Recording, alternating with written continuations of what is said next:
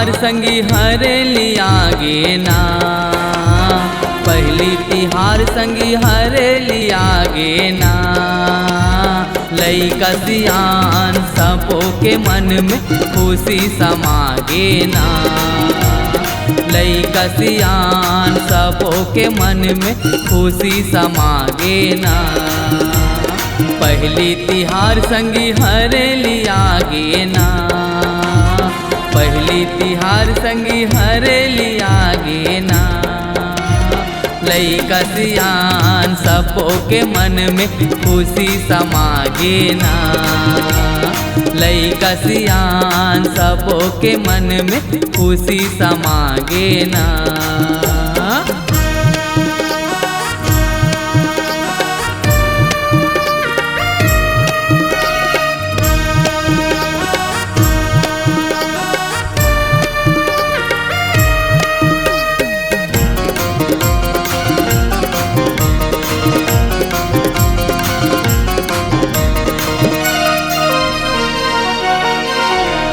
सावन के आगे महीना रिम झिम गिरा थे पानी, सुनता बंधा के सबो किसन हाँ करत खेती किसान।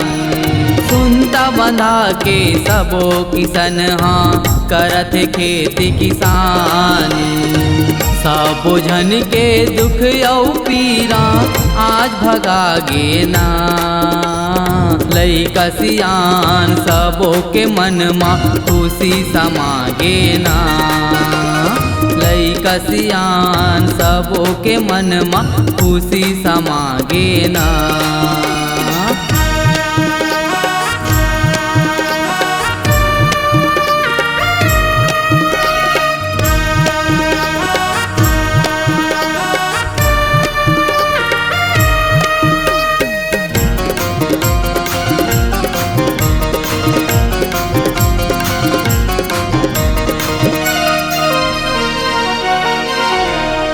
हरेली तिहार मनाथे जुर मिल के गाँव भर में, भजिया कुर्मी चिला सोहारी बनाथे जी घर घर में।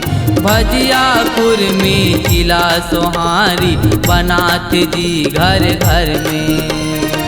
गेड़ी चढ़ के लइका मन के मन मोहागे ना, लइका सियान सबों के मन में खुशी समागे ना, लइका सियान सबों के मन में खुशी समागे ना। पहली तिहार संगी हरे लिया गे ना, पहली तिहार संगी हरे लिया गे ना।